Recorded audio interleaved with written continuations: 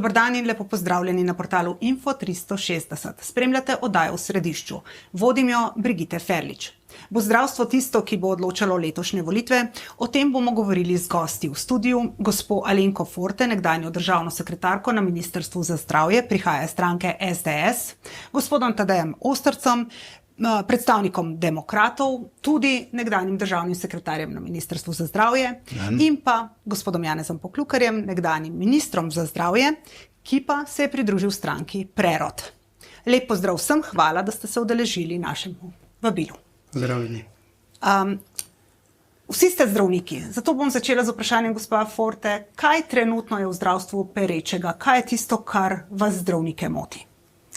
No, najbolj je to, kaj paciente moti.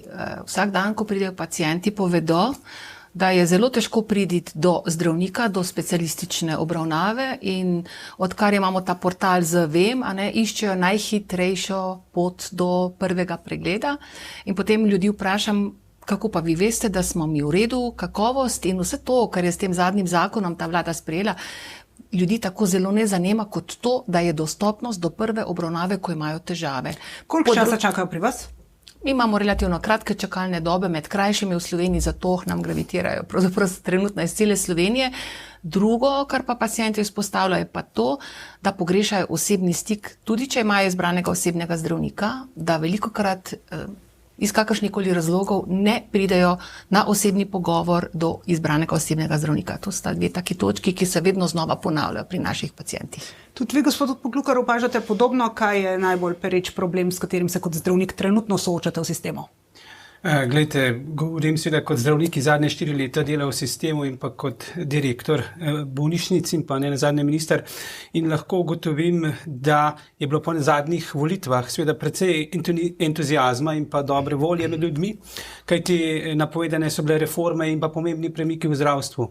Danes pa, ko gledam ljudi, so v glavnem razočarani. Pa ne samo pacienti, ker niso dobili tistega, kar je bilo povedano, čakalne vrste so daljše, ampak tudi, ko gledam zdravstvene delavce, se dejansko pomanjkanje dialoga s stroko je rezultiralo, kot vemo, v neustavnem zakonu in to se pozna na vsakem koraku in tega seveda trenutni vladi ne moremo odpustiti in zato mislim, da je potrebno prevzeti politično odgovornost.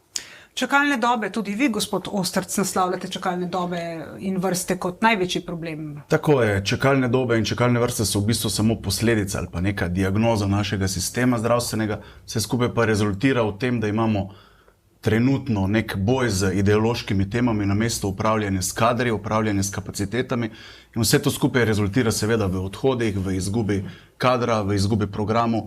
In na tak način se čakalne dobe ne morejo skrajšati. Vi vsi trije ste že imeli možnost delati na Ministrstvu za zdravje, narediti kaj za sistem.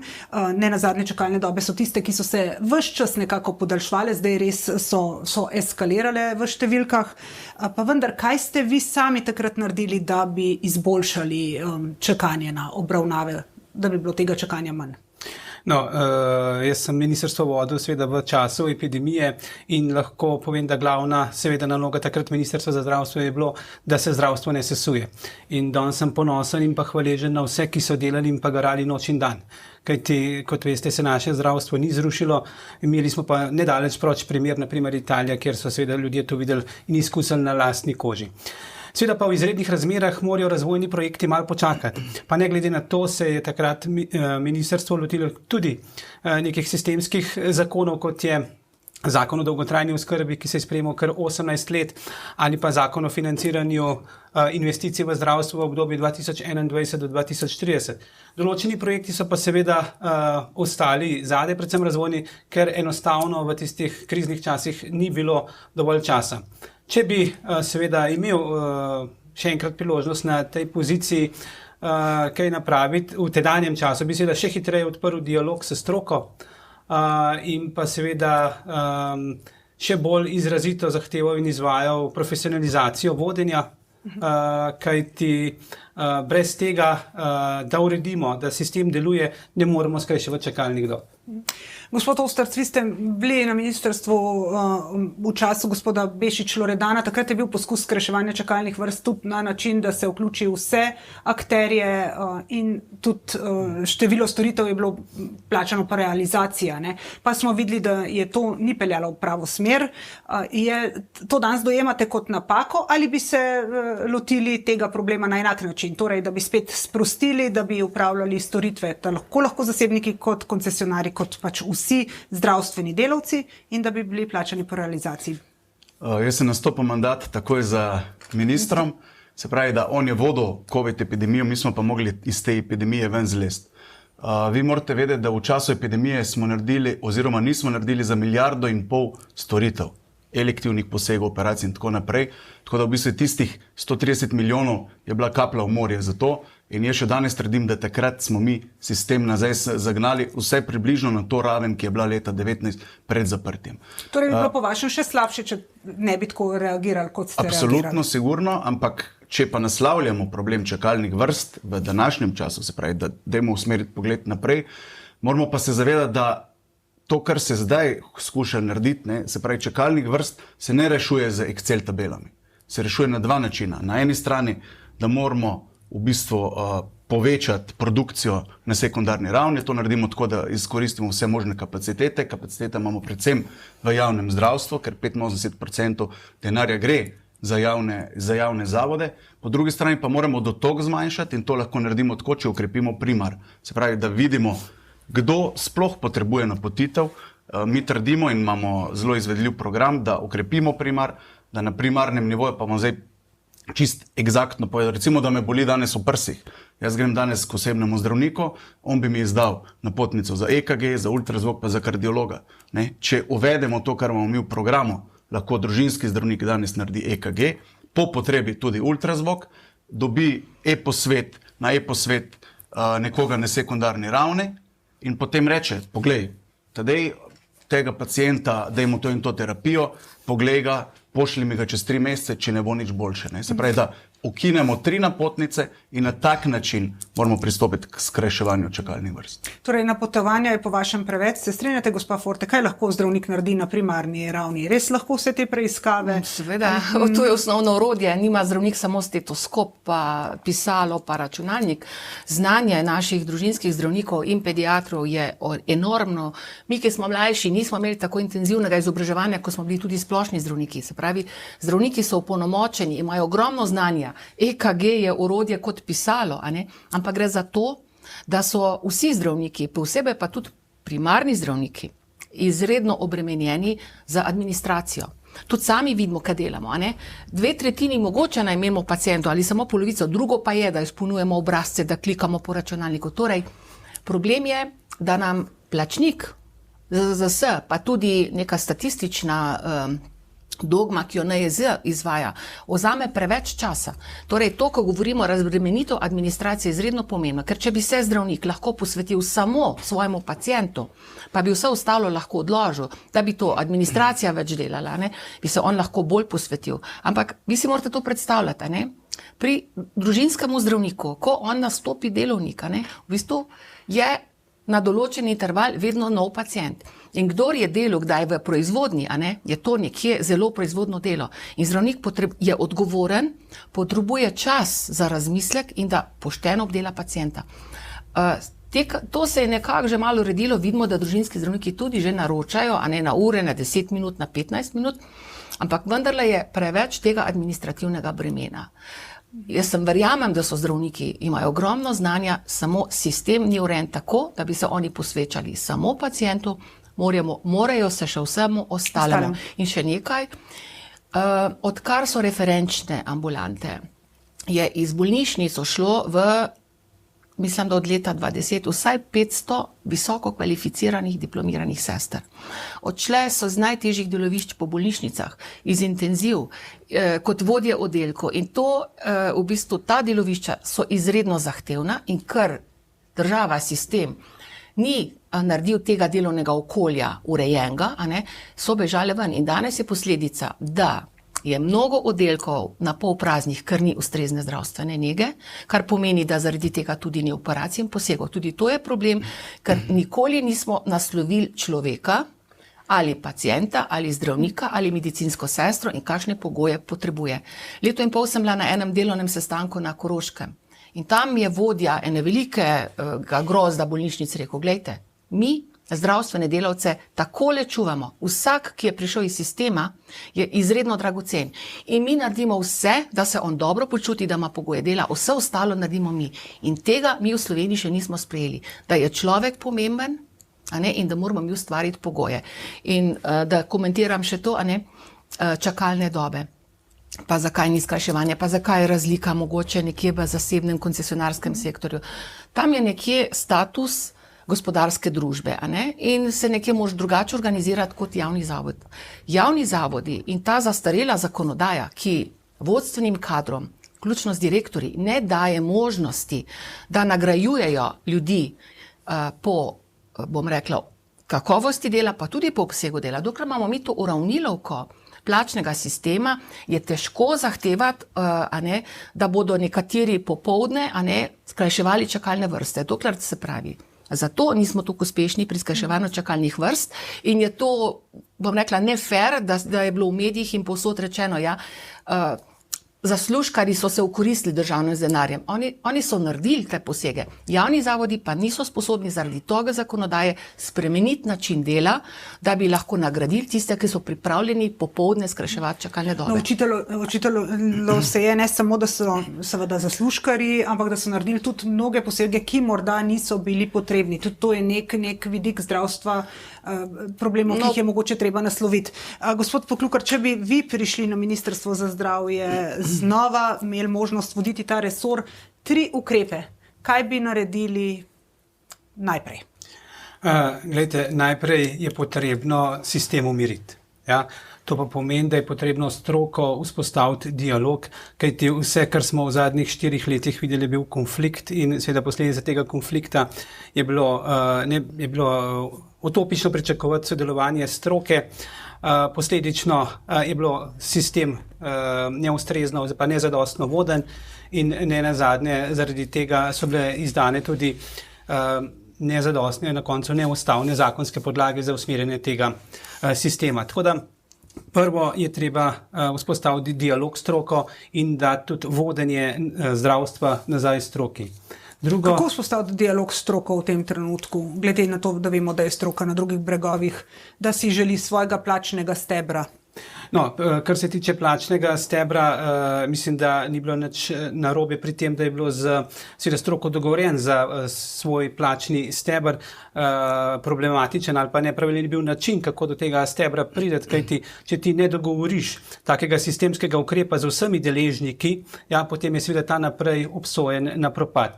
Zato kot prvo se je treba z vsemi, najprej v zdravstvu, z vsemi profili usesti in odpreti dialog, predvsem pa potem to razširiti na cel javni sektor, kajti samo na ta način lahko zagotovimo sistem, ki bo vzdržan. Je pa, vemo, sistem nagrajevanja ali pa plač v javnem sektorju ponovno potreben nadgradnje, kajti na ta način zdravniki in pa sestre vsak dan kličejo po temu, da je neustrezno in pa nezadostno nagrajeno njihovo delo.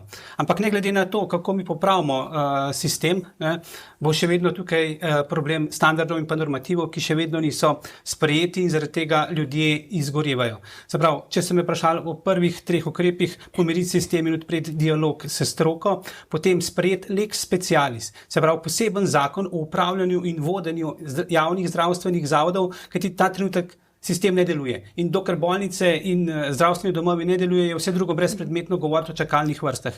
In zdaj, če govorimo o lex specialisu, kaj ne bi prinesel, seveda jasno razmejitev odgovornosti, in pa seveda depolitizacijo, se pravi omejitev vpliva politike na stroko. To pomeni, direktor naj vodi in odgovarja, nadzorni svet naj nadzira, država naj pa postavlja cilje, katerim se seveda sledi. In ko to enkrat seveda uspešno ustvarimo, tudi čakalne vrste ne bodo problem, kajti problem je upravljanje zdravstvenega sistema in posledično čakalnih vrst. Še en ukrep je pa nujen in seveda urediti solidaren prispevek za zdravstveno zavarovanje, ker ta trenutek ni. Gospod Ostrc, 3 ukrepi, če boste imeli možnost soditi zdravstveni resor. Jaz mislim, da je treba učinkovati hitro. Vsi ti ukrepi imajo svoj smisel, seveda, ampak delujejo na daljši rok.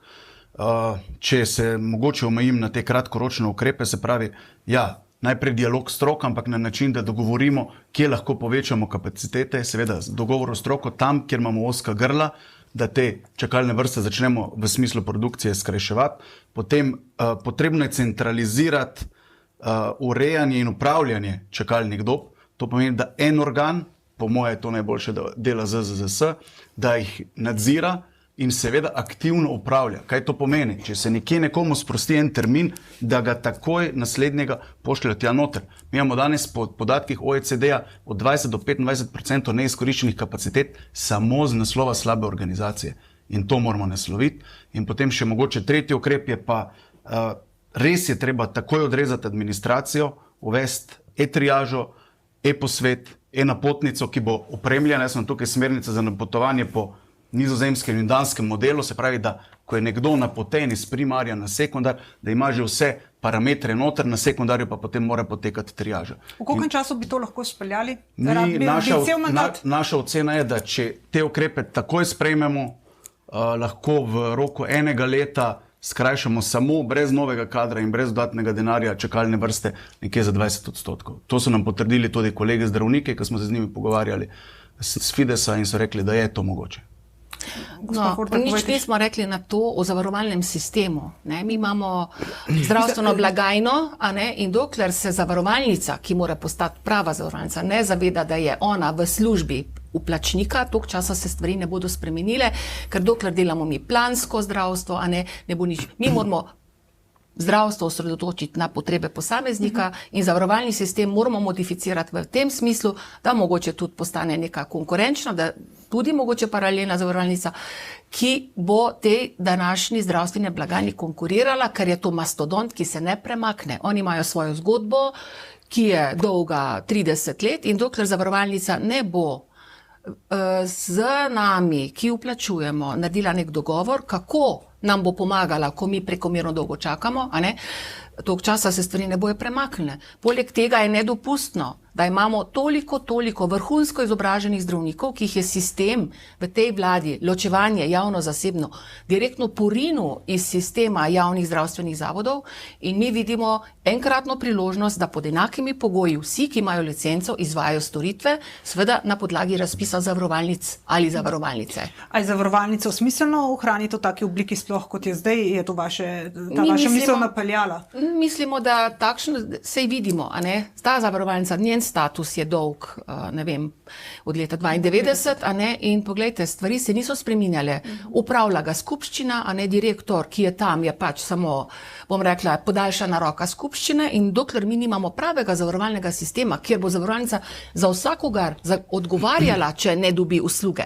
A veste, pacient, ki ima recimo še nediagnosticiranega raka in čaka v čakalni vrsti. Ta odgovornost, zdravstvene blagajne, zavarovalnice do posameznika, ko vplačuje. In velik del je krivde tudi na tem togem zavarovalnem sistemu. In zdaj smo tudi pri tem vprašanju, kako v bistvu mi paciente napotujemo v tujino na ortodontsko zdravljenje in podobne storitve, ko so tukaj predolge čakalne vrste in se denar potem odteče v tujino, ker se stroški priznajo. Pa tudi nedopustno je, da v bistvu je skregano z vsako logiko, da je podzakonski akt zavarovalnice takšen, da če nekdo, ki predolgo čaka, opravi storitev v tujini, dobi povrnen strošek v 80%, če pa to naredi naš, bom rekla, licencirani izvajalec, ki ni znotraj javnega sistema, pa to ne povrne in to je nedopustno. Bi to spremenili, če bi bili? Takoj. Vi ste hoteli nekaj dodati? Ja, jaz sem hotel dodati, da lahko se deloma strinjam z vsem tem, kar je gospa Forte povedala, ampak iskanje sovražnika v tem sistemu, mislim, da ni prava pot. Se ni sovražnik, gre za modifikacijo sistema, ki mora služiti plačnikom. Iščemo priložnosti in iščemo možnosti, ne pa krivcev v tem sistemu. In jaz mislim, da je treba dati novemu vodstvu ZZS-ja priložnost, roko, in mi nimamo časa za to veliko strukturno spremembo. Ljudje danes čakajo, ljudje danes boli hrbet. Prostite, v zdravstvene blagajne 6,2 milijarde denarja, ljudje pa čakajo in ne vejo, koliko dolgo bojo čakali. In to je nedopustno. To je nedopustno. Pri 6,2 milijardah denarja je nedopustno, da kdorkoli ne dobi usluge, ko jo potrebuje. Res je. In ne glede na to, da vsak mora sprejeti svoj del odgovornosti, ampak mi trdimo, da moramo sodelovati, da se moramo pogovarjati kot partnerji. Torej, vi ne bi spreminjali sistema ZZZS-ja trenutno takšnega, kot je? Potrebno ga je nadgraditi v okviru obstoječe zakonodaje. Vi pa šli morda v spremembe? Glejte, treba se seveda zavedati, da Zavod za zdravstveno zavarovanje Slovenije predstavlja enega od ključnih temeljev javnega zdravstva. Tako da brez ZZS-ja si praktično ni moč predstavljati javnega zdravstva. Samo da vskočim, zdajšnja vlada je želela reformirati najprej ZZZS, potem vse ostalo, pa je od tega odstopila. Absolutno razumem pomisleke zdajšnje vlade, tudi vseh prejšnjih. Dejstvo je, da seveda je potrebno nadgraditi trenutno upravljanje in pa tudi notranjo strukturo, tako da je potrebno na podlagi podatkov, ki jih seveda ZZS ima, ustrezno pristopati k upravljanju zdravstvenega sistema in ne nazadnje je treba zagotoviti ustrezno število, se pravi, zdravstvenih kapacitet, da ne bomo govorili o tem, da morajo naši prebivalci hoditi v tujino, ker so v Sloveniji predolge oziroma nedopustne čakalne dobe. Se pravi, in v tujini so plačani, dobijo povrnitev stroškov za to, če pa grejo k nam, pa ne dobijo. Ali ni to o tem govori evropska zakonodaja in seveda vsem državljanom Evropske skupnosti omogoča ta privilegij oziroma to pravico. Tega vi sami ne bi spreminjali, da bi imeli možnost državljani biti v takih primerih obravnavani pri zdravniku zasebniku doma in bi dobil potem tudi povrnjen znesek. Seveda, tukaj tiči ključ. Mi moramo spostaviti naš sistem tak, da Slovenke in Slovenci ne bodo se spogledovali po zdravstvenih storitvah v tujini, temveč bodo te imeli zagotovljene doma. In seveda iz tega razloga je treba pogledati, katere čakalne vrste so ključne, kajti pri nas se čakalne vrste zlorabljajo za politične manipulacije in so zgolj ponavadi statistika. Ste lahko konkretni? Zakaj se zlorabljajo? V kakšnem konkretnem smislu? Kaj ste tukaj? Sveda, čakalne vrste so naš pomemben, da rečem, eden glavnih problemov v slovenskem zdravstvu, pa vendar si ne... Tudi vi mislite, da so umetno ustvarjene? Seveda, da ne, ampak pravim, da so eden glavnih problemov, ampak vsaka manipulacija s številkami seveda prinese neko afero ali pa podlago za obračunavanje politike in pa javnosti, ne dobimo pa nobenih rezultatov, ker trošimo energijo med sabo za medsebojne vojne, vse da nam bi naredili ključne korake. In ključni korak tukaj pri upravljanju čakalnih vrst je, da se pogleda, v katerih čakalnih vrstah je najbolj ogroženo zdravje, da ne rečem življenje ljudi. A je to rak, kardiologija, ortopedija, in vključiti vse izvajalce v Sloveniji na tistih ključnih čakalnih vrstah, da pridemo na red, če rečem po domače, po slovensko, in potem naprej imeti postavljen sistem, da se nam to ne ponovi. Če pa ugotovimo, da na določenih področjih ne dosežemo pri določenih zdravstvenih storitev tega, pa sem zato, da tudi po principu Danske poiščemo za določen obseg, po točno v določenih rokih, tudi pomoč v tujini. Vendar to mora biti sistematsko urejeno, dogovorjeno in izvedeno. In država mora bedeti, mora aktivno upravljati čakalne vrste in če se same ne urejujo oziroma če jih izvajalci ne uspejo kontrolirati, je dolžnost države, da ukrepa, ne da pojasnjuje. Ampak spet, če bomo vključili vse resurse, je spet na drugi strani denar tisti, ki bo problem. Spet je ZZZS, ki bo rekla, sredstva so omejena. Zato pa mi pravimo, da je potrebno poiskati kapacitete tam, kjer jih imamo. V javnem zdravstvenem sistemu, kamor namenjamo 80 do 85% od našega denarja od teh 7 milijard in po drugi strani krepiti primarno raven. Zato, da se nam čakalne vrste in napotitve začnejo zmanjševati. Ja, seveda, ampak nismo pa nič rekli o obremenitvi slovenskega zdravstvenega kadra. Če gledamo mi podatke Eurostata in OECD-ja, smo po številu zdravnikov še vedno v spodnji tretjini, po številu novih diplomantov na medicinskih fakultetah je podatek za leto 2024, da smo pred zadnji, da je za nami samo še Estonija. In mi se lahko zdaj pogovarjamo, kako zdaj gasiti požar, kako rešiti, kaj bo kdo naredil kot minister v pol leta, v letu, v 2, ampak mi rabimo pa tudi strateški premislek v slovenskem zdravstvu. Mi rabimo strategijo kadrov, mi imamo slabo demografijo, imamo slabe podatke. Ta hip je ocena zdravniške zbornice, da samo za primar manjka 500 zdravnikov, pediatrov, družinskih zdravnikov in mi kot politika bodoča, moramo stremeti k temu, da takšne pogoje vzpostavljamo, da bodo mladi se radi odločali. Podatek, ki mi je bil zaskrbljujoč, da smo pred zadnji po številu diplomantov za leto 2024. To je bil podatek Eurostata. To se mi zdi zelo slabo in sigurno na vzdušje in odločitve mladih vplivajo ukrepi, ki jih trenutno, se pravi ta klima v zdravstvu, ki jo zdaj mu rečemo, mi moramo gledati naprej, ustvariti pozitivno vzdušje, privabiti mlade zdravnike. V mandatu, kjer sva bila mi dva v vladi, a ne, smo povečali število upisa za medicinsko fakulteto, ampak govorili ste o plačnem stebru. Seveda je treba se pogovarjati o obremenitvah, o nagradah, a ne, o nagrajevanju v tem težkem poklicu, ki je zelo odgovoren.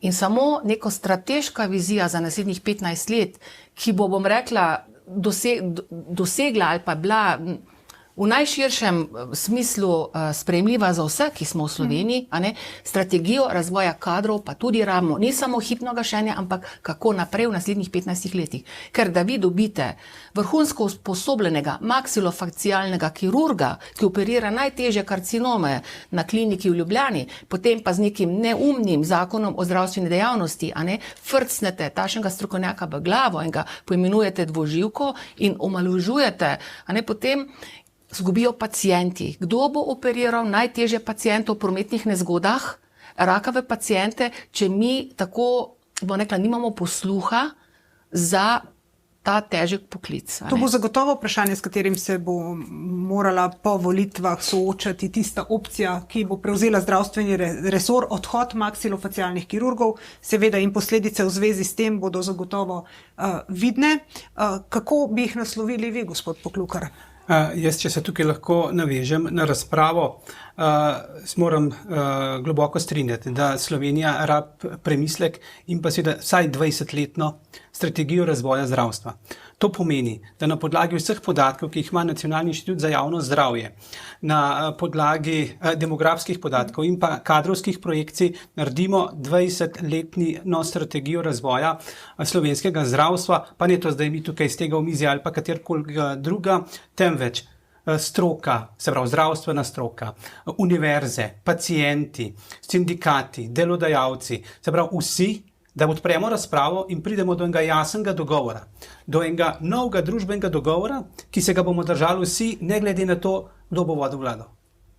To se mi zdi eden od pomembnih momentov in če bi imeli ta moment narejen ali pa dogovoren že v preteklosti, da verjamem, da zdravstvo ne bi bilo na tem nivoju ali pa točki, kot ga imamo danes. Da se naveževa še na maksilofacialne kirurge, kar sem vas jaz vprašala, pa vi ste bil direktor Kliničnega centra ljubljanskega. Povejte, kako bi reševali to težavo, če bi bili še tam danes, pa če boste morda še na Ministrstvu za zdravje? Glejte, žal mi je za vsakega strokovnjaka, tako zdravnika, medicinsko sestro, pa katerega koli drugega profila, ki odide iz javnega zdravstva. Namreč danes so pogoji na trgu dela tako, bom rekel, zaostreni, da je večina od njih izgubljenih. Žal. Pa vendar je to posledica seveda neustreznih zakonskih ukrepov in pa podlag, ki so bile sprejete v tem mandatu in na koncu seveda neustavnega zakona. Kako zdaj to rešiti? Ja, poglejte, zelo ni enostavnega seveda pristopa, kajti tako, kot so bili tokrat zdravniki ponižani, pa sestre medicinske odrinjene na rob, to ni enostavno sanirati in zato je bil prej moja prva točka pomiriti sistem. Se pravi, usesti se z vsemi deležniki in pregovoriti. Verjamem pa, da bo potrebno ta zakon o zdravstveni dejavnosti ustrezno nadgraditi in na ta način zadržati vse v zdravstvu in to je moj glaven cilj. Se pravi, kako dodatno zadržati trenutne in celo doseči, da se še kakšen vrne nazaj. In tega seveda ne bo naredil samo zakon. Zato moramo doseči tudi boljše pogoje dela. In ključno, kar razmišljam, glede na to, da sem bil že direktor Kliničnega centra in tudi splošne bolnišnice, je, da vrhunske strokovnjake lahko zadržimo samo z Univerzitetnim kliničnim centrom 2. Se pravi, z novim univerzitetnim kliničnim centrom na področju Ljubljane, ki bo dejansko postavil kvartar na zemljevid Slovenije in nadgradil trenutno znanje naših strokovnjakov, oziroma jim omogočil, da vse to vrhunsko znanje izvajajo. Po drugi strani seveda to Ljubljani prinese tudi nov urgenten center, razbremenitev trenutnega pritiska na IPP in ostale zgodbe, ki jih poznamo vsak dan. Zato je prva dialog s stroko, sanacija oziroma odprava nepravilnosti v zakonu o zdravstveni dejavnosti, v kateri je opozorilo Ustavno sodišče, in pa seveda javnega sistema ne bo, če ga ne bomo tudi fizično gradili. Zato verjamem, da verjamemo klinični center 2. Pa da ne pozabim, koliko hitro bi bili sposobni obrniti ladjo? Tukaj kaj ne pozabimo, brez močnih regijskih bolnic, kot je Splošna bolnica Jesenice, ravno tako sistem ne more stati. Se strinjate, da se potem zgradi še Gorenjska regijska bolnišnica? Regija za svoj razvoj in varnost potrebuje močne regijske bolnišnice. In ta na Jesenicah je, verjamem, da več kot premišljeno bila postavljena že v preteklosti. Torej niste za to, da se zgradi Gorenjska regijska bolnišnica v Kranju? Ob novem kliničnem centru in pa trenutni postavitvi zdravstvenega varstva na sekundarnem nivoju na Gorenjskem, seveda to prvič ni potrebno, drugič pa ni možno, kajti kadra za novo regijsko bolnišnico seveda na Gorenjskem ni in s pravo postavitvijo, s pravo lokacijo kliničnega centra, novega kliničnega centra v Ljubljani, seveda rešimo tudi to zanko, se pravi, da se postavi nekje pri Vižmarjih ta novi klinični center, kajti tam veste, je 20 minut do Kamnika, 20 minut do Radoveljca, 20 minut do Škofje Loke, 15 minut do Vrhnike, 20 minut do Grosuplj. Sam se opravičujem, pri Vižmarjah ni take lokacije, kamor bi to lahko umestili, ne?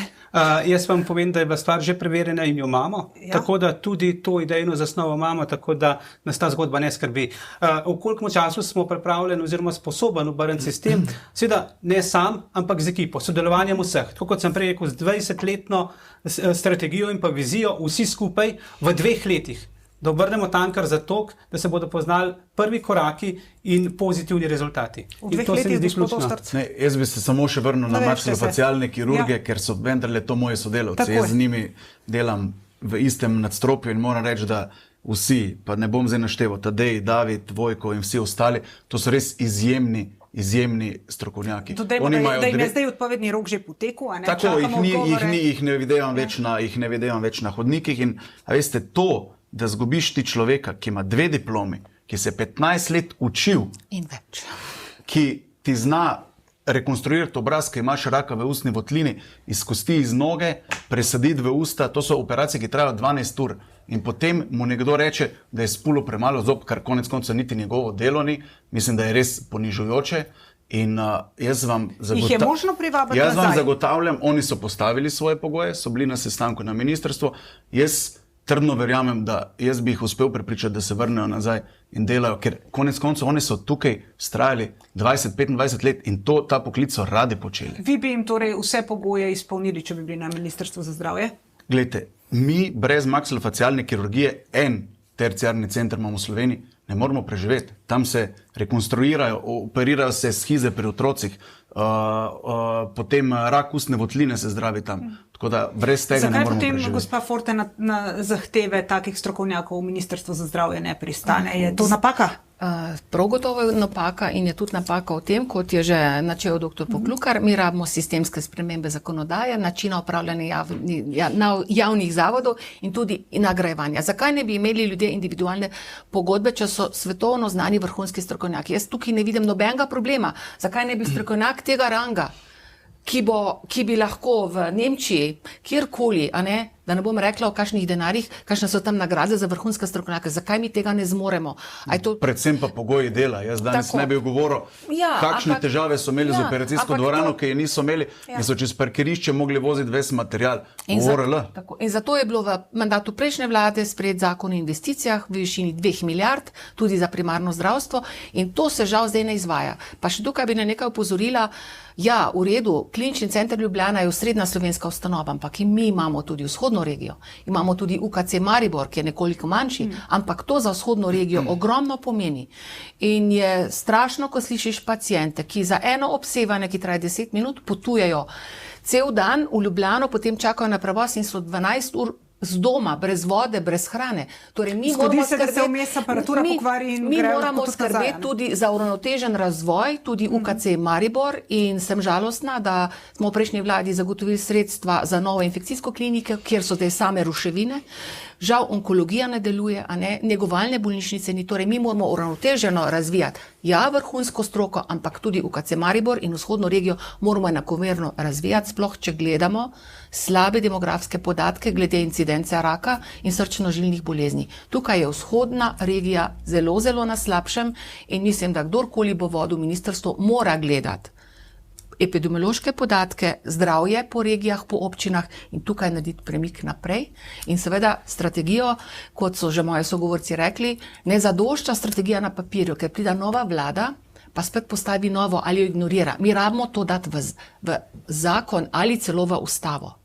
Mi se zavzemamo v Slovenski demokratski stranki, gradimo koalicijo z volivci in mi se prizadevamo za ustavno večino. In verjamem, da tudi recimo po nekih modelih, kot jih ima Avstrija, kjer dajo v ustavo, v bistvu je to ustavna kategorija, kjer parlament odloča z dvotretjinsko večino, kako se bo in kaj se bo delalo v naslednjih 5 letih in presega mandat ene vlade.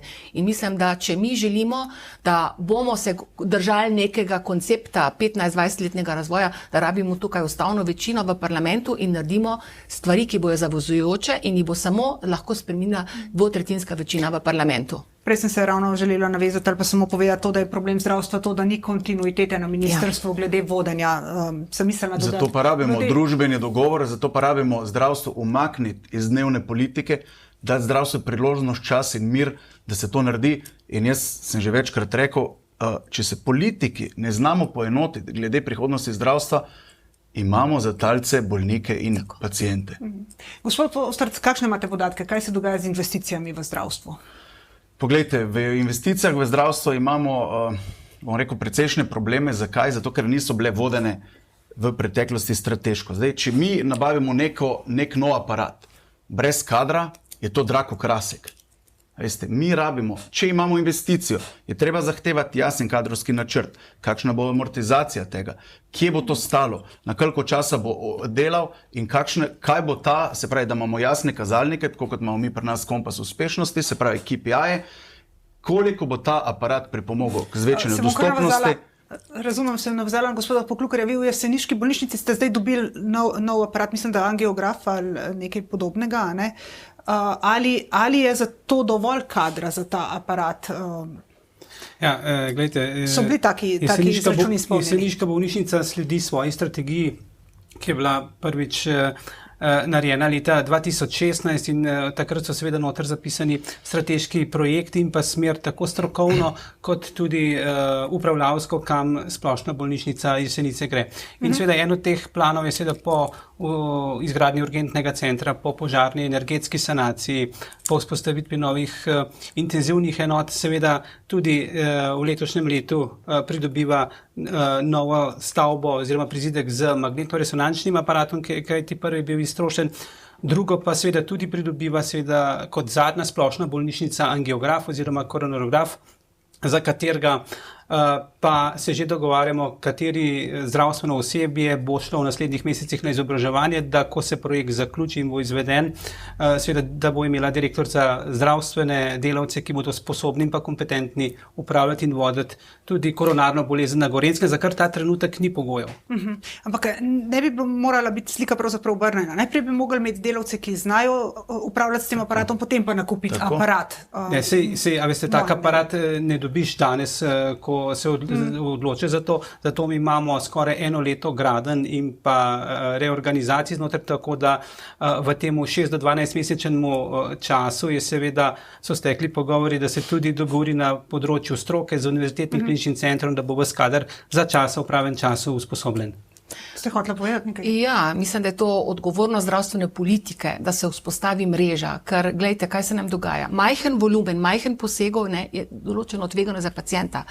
Razvite evropske države delajo mrežo. Kdo kaj sme delati, mora imeti ustrezen volumen in se izkazati z določeno stopnjo kakovosti. Potem v Sloveniji se pa dogaja, da so nekje ambiciozni zdravniki in imamo recimo pa hvala Bogu, da so, a ne prodorni, da ima neka regijska bolnišnica robotske operacije, ki je klinični center še 15 let ni imel, da so prvi začeli laparoskopske operacije urologi v eni od znanih regijskih bolnišnic. Zaprav država, zdravstvena politika rabi vizijo, ki bo podprla te težnje, ampak vse mora biti seveda znotraj neke pametne mreže in tudi mogoče specializacije bolnišnic, a ne? Tako da tega koraka nismo naredili in tu je tudi naloga pametne zdravstvene politike, ki jo bo dogovorila skupaj s stroko. Tukaj je izreden pomen, se pravi zdravstveni svet in RSK. Se pravi, to mora sloneti nas in tukaj pogrešam tudi v preteklosti, da se premalo pozove RSK-je, da pomagajo delati strategijo in da je zdravstveni svet tisti, ki bo mogel ministra tukaj podpreti, da naredimo za Slovenijo pravo strategijo zdravstvene politike. Tudi v zdravstveni mreži so bile obljube te vlade, da jo bo vzpostavila in končno uredila pa zdravstvene mreže. Še nimamo, tu se vedno zatakne, ste hoteli dodati tudi glede tega? Ja, kar seveda se tiče strategije razvoja v seveda času, ko sem bil minister, smo ves čas stremeli na to, kako pristopati od upravljanja po principu gašenja požarov k urejenemu vodenju in upravljanju nekega zrelega sistema. In seveda dva taka zakona sta bila sprejeta, tako zakon o financiranju investicij v obdobju 2021 do 2030 in tam noter so bili tisti trenutek zauzeti in povzeti ključni projekti, ki so jih bolnišnice naznanile v svojih dokumentih, da so seveda prioriteta do leta 2030.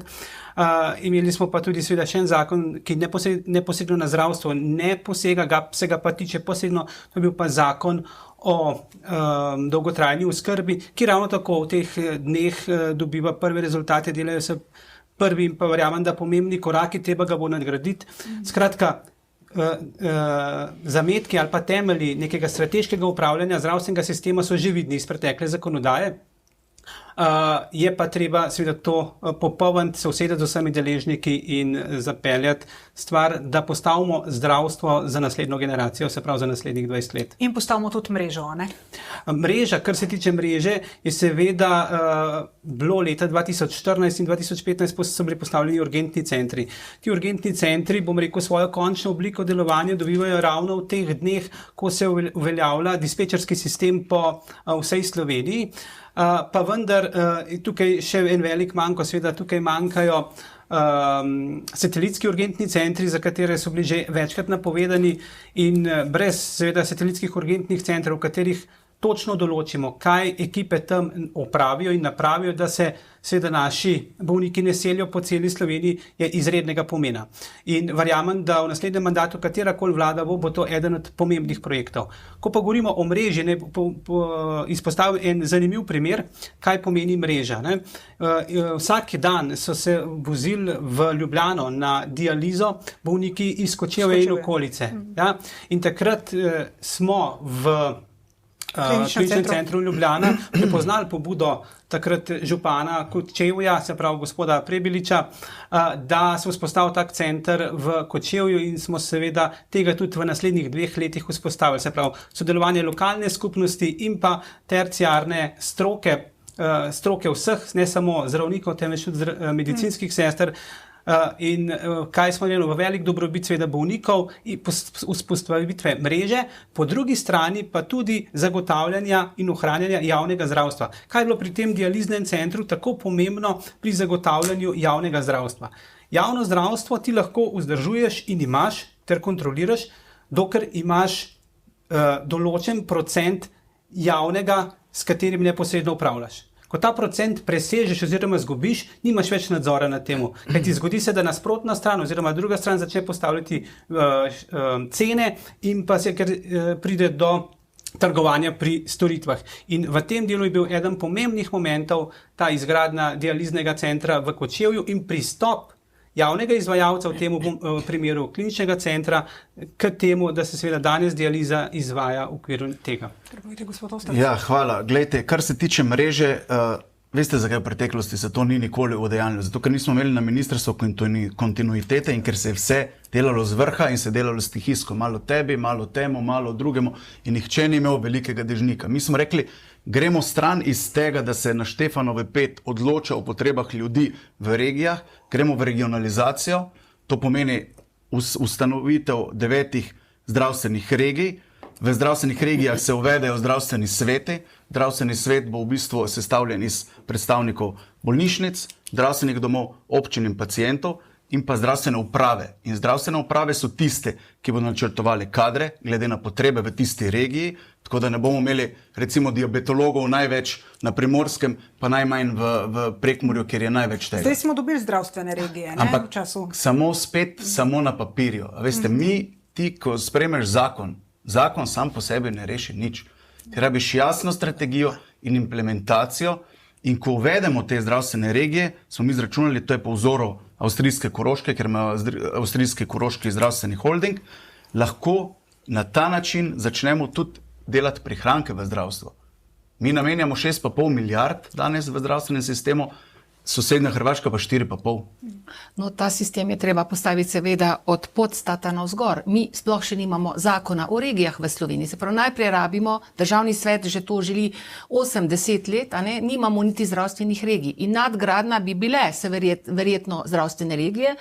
In seveda ta model avstrijski je zelo dostopen, ampak tukaj je spet javni sistem, ampak to so družbe, ki imajo status gospodarskih družb, pa lahko še eno temo na to naredimo. Se pravi, avstrijsko zdravstvo funkcionira skladno z evropskim pravnim redom, mi pa tega še nismo sprejeli. Mi pač, upam, da se vsi strinjamo, kaj je javno, dostopno za vplačane premije, a ne, oziroma davke. To je javno zdravstvo, a ne. Evropske države so šle naprej in ta model avstrijski je seveda zelo racionalen in iz tega nedavnega obiska, kjer smo bili, je zelo zanimivo, kako se racionalizira. Koroška zdravstvena regija, kjer je 5 klinika, bolnišnice, specialne bolnišnice, kjer je zaposlenih 8,000 ljudi in imajo 4,000 postelj, upravlja 270 ljudi.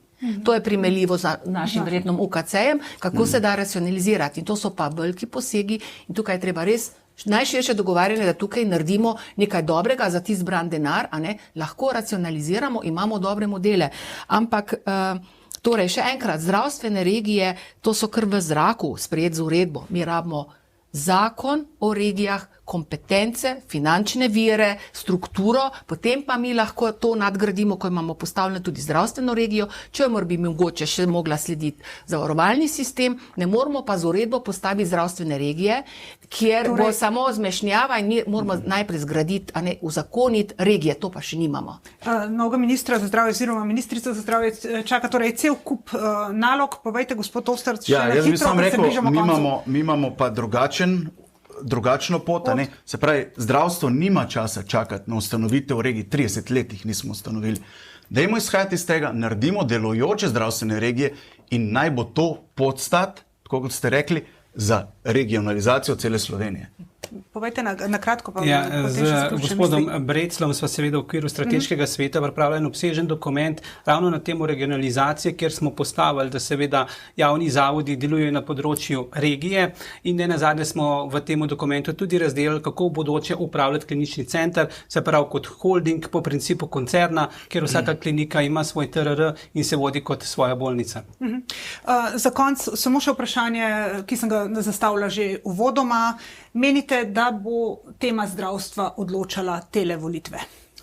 Absolutno, kaj ti ljudje danes na vsakem koraku, neposredno, ko so pacienti ali pa prek svojih bližnjih doživljajo stiske in pa seveda bolečine v čakalnih vrstah, tako da verjamem, da bo volitve povedal oziroma popeljal tisti, ki bo zagotovil stabilnost in pa seveda garancijo, da bodo ljudje v prihodnje dobili storitve takrat, ko jih potrebujejo. Tako da absolutno da.